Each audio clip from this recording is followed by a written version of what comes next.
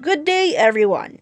Our report for today is about genetically modified crops, and the research assigned to us is entitled Golden Rice, introducing the beta carotene biosynthesis pathway into rice endosperm by genetic engineering to defeat vitamin A deficiency.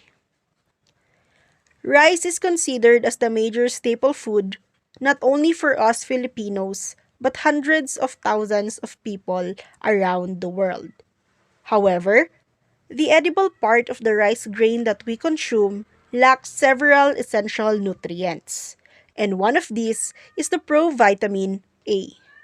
Thus, the predominant consumption of rice can lead to vitamin A deficiency, which has been a serious public health problem in over 26 countries in Asia, Africa, and Latin America. With this, high-risk countries are exerting efforts and are conducting various strategies to solve the problem, one of which is the application of recombinant technologies, wherein a recombinant DNA is produced by joining DNA segments from different sources. For this research, they introduced the beta-carotene biosynthesis pathway into the endosperm of rice and utilized agrobacterium-mediated transformation to introduce three different plasmid vectors into the rice genome. Golden rice, which is the resulting prototype line, has the potential to alleviate vitamin A deficiency.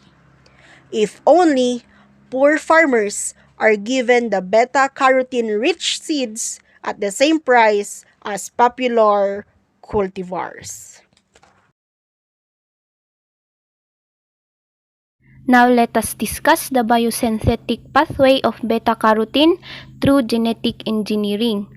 So first, initially there are four plant enzymes that are used to engineer the pathway toward beta-carotene formation. These are the phytoin synthase, phytoin desaturase, the bacterial carotene desaturase, and the lycopene beta cyclase, which are shown in the image on the right side. But the first trial of this biosynthetic pathway was unsuccessful because they have introduced the four genes at once in a single plant. So they have come up with a new idea, which is to use the agrobacterium-mediated transformation. The beta-carotene biosynthetic pathway used the agrobacterium-mediated transformation to introduce the three plasmid vectors to the rice genome. These three plasmid vectors are known as the PB19HPC, PZPSC, and PZLCYH. To begin this process, single transformation was carried out employing the plasmid vector known as the PB19HPC. So from this image, the PB19HPC contains the combined sequence of phytoin synthase, which is from daffodil, and the sequence of the bacterial carotene desaturase from Erwinia iridivora. And this combined sequence are controlled or is controlled by the endosperm specific glutenin and the constitutive cauliflower mosaic virus promoters. So the plasmid PB19HPC also contains EPH4, which is an expression cassette for hygromycin resistance. Thus, this plasmid directs the formation of lycopene in the endosperm plastids. So, in order to complete the beta-carotene biosynthetic pathway, co-transformations were carried out using the plasmid vectors PZPSC and PZLCYH. As shown from this image, the PZPSC plasmid vector carries the sequence of phytoin synthase and bacterial carotene desaturase. However, this is different from the plasmid vector that was discussed earlier, which is the PB19HPC, since it does not have APH4, which is an expression cassette for hygromycin resistance. Then the third plasmid vector is the PZL-CYH and it contains lycopene beta cyclase which is from N. pseudonarcissus which is controlled by the glutenin promoter controller. So if we will combine these two plasmid vectors in this process of co-transformation, they will be able to direct the beta-carotene formation in the rice endosperm. Therefore, to check whether the plants contain the appropriate plasmids, southern hybridization is employed. There were also further developments that were made, and one of these is the reconstruction and modification of the plasmid PB19HPC. So, from the original gene, the APH4 of PB19HPC was changed into phosphomannose isomerase gene or the PMI gene, and this will serve as the selectable marker. And then, its new myosin phosphotransferase 2 gene or the NP2 was also removed. So, through the use of this new line of plasmid, a carotenoid content of 1.6 micrograms per gram of rice endosperm was produced. Moving on to the techniques used in the research. First, we have the DNA cloning, wherein it literally refers to the act of making many identical copies of a DNA molecule. But DNA cloning can also be used to describe the isolation of a particular stretch of DNA from the rest of the cell's DNA. It can be accomplished by inserting a particular fragment of DNA into the purified DNA genome of a self-replicating genetic element, generally a virus or a plasmid. In this figure, we can see the circular double-stranded plasmid DNA, which acts as a cloning vector, wherein it is being cut open with the restriction nuclease and is mixed with a DNA fragment to be cloned. DNA ligase then seals the nicks in the DNA backbone, producing a complete recombinant DNA molecule. In the next step, the recombinant DNA circles are introduced into bacterial cells that have been made transiently permeable to DNA, and through cell culture, millions of new bacteria are made as well as the copies of purified plasmids isolated from lysed bacterial cells. How is DNA cloning used in this research? So the research utilized the bacteria Erwinia iridivora, which contains the gene phytoin desaturase, and daffodil flowers that contains phytoin synthase. So both genes are used in biosynthesis of beta-carotene.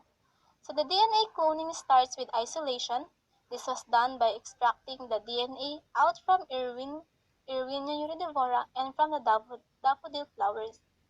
So the next step is cutting, wherein the DNA extracted from the two organisms are then cut in a restriction site by a restriction enzyme to produce DNA fragment. The third step is joining or ligation. The DNA fragment of Erwinia iridivora and DNA fragment from daffodil flowers is joined by a tDNA from the cloning vector of T plasmid. The fourth step is transforming. After joining the two DNA fragments, it will produce a new recombinant DNA. And then the fifth is cloning, wherein the rice seed with PDS genes and PSY genes is cultured in nutrient medium for replication and clone the cells as many as possible. The sixth step is screening or selection. It is where antibiotic solution is added to nutrient medium to ensure that only the transformed from cell can grow, while those cannot transform will die. So these are the steps on how DNA cloning used in golden rice. Another technique used in the research is the northern and southern blotting. Northern blotting is a technique wherein RNA molecules are separated by gel electrophoresis and are immobilized on a paper sheet. In this process, a specific RNA is detected by hybridization with a labeled nucleic acid probe. Northern blotting is a classic technique that reveals information about RNA identity, size, and abundance.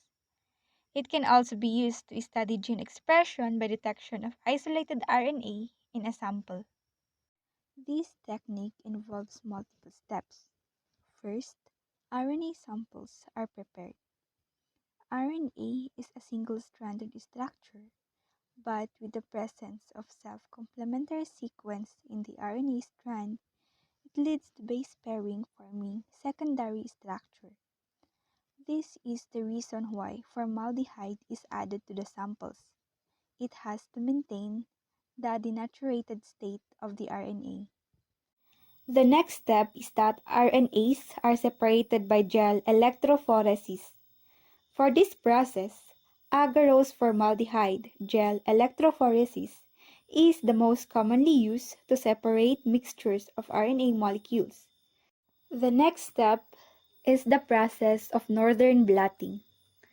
To be able to transfer the RNA molecules to the membrane, these are used: a transfer buffer, a solid support, and a sheet of blotting paper which acts as a wick for the transfer solution. In the picture, it shows the sequence of the materials used to transfer the RNA molecules from the gel to the membrane. The wick is placed over the solid support. Then it is wetted with a transfer solution. Next are the extra pieces of extra blotting paper, which are also wetted. The gel is placed on the top of the wicking paper. Then a sheet of nylon membrane is also placed on the top. And finally, a dry stack of paper towels are placed on top of the membrane, and also a glass plate is placed on the top of the sheet's paper with a weight to maintain tight contact between the gel and the membrane. After attachment of the RNA molecules to the membrane, hybridization with radio-labeled probe is performed.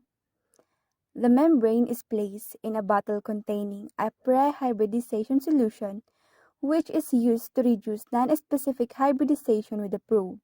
Then, it is incubated in the hybridization oven.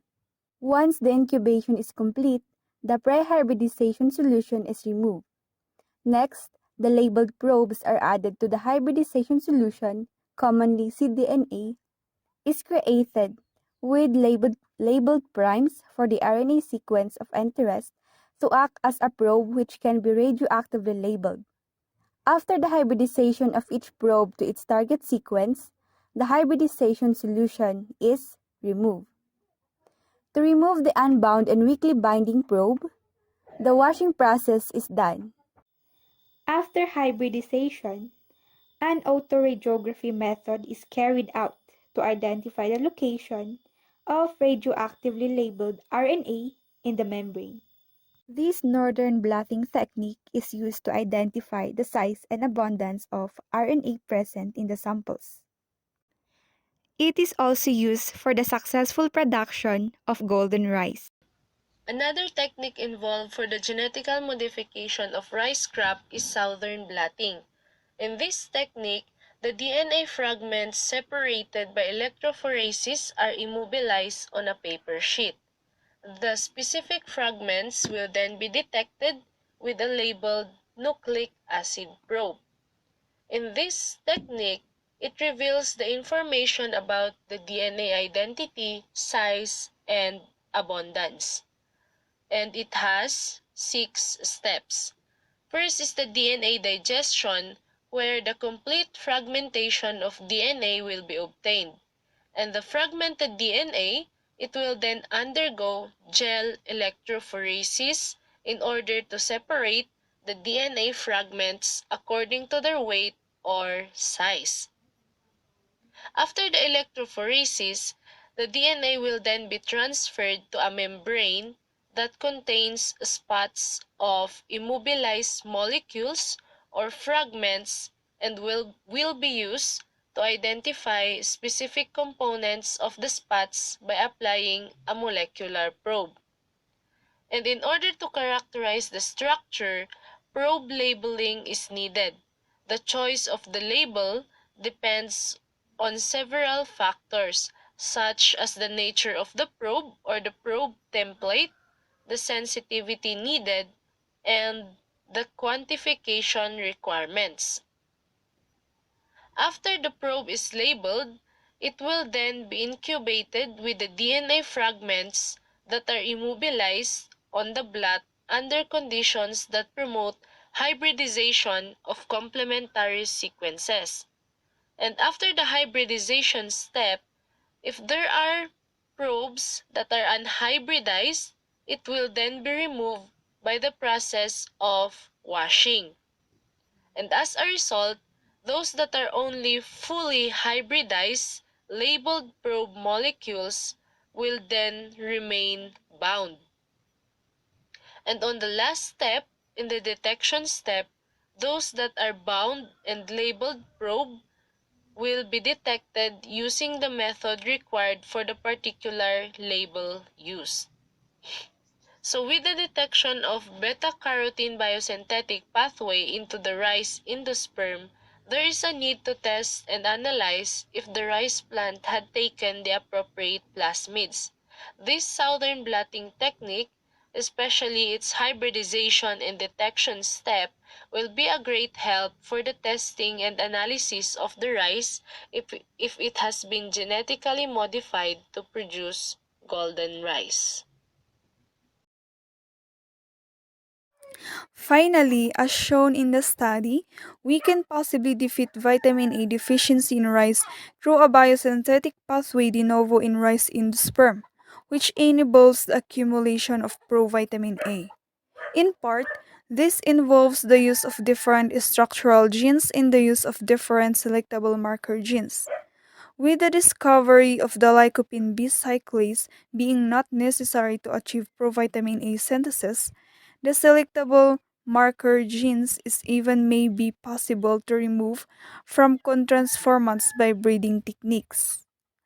Moreover, this rice breeding is even more made possible with the use of the CMB techniques involved, such as the DNA cloning and the northern and southern blotting facilitated hybridization.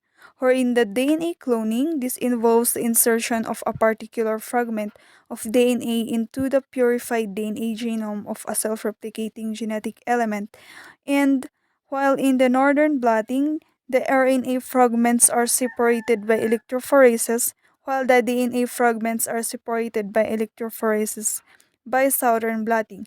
So this study shows that we can possibly fight macronutrient malnutrition through plant breeding and genetic engineering.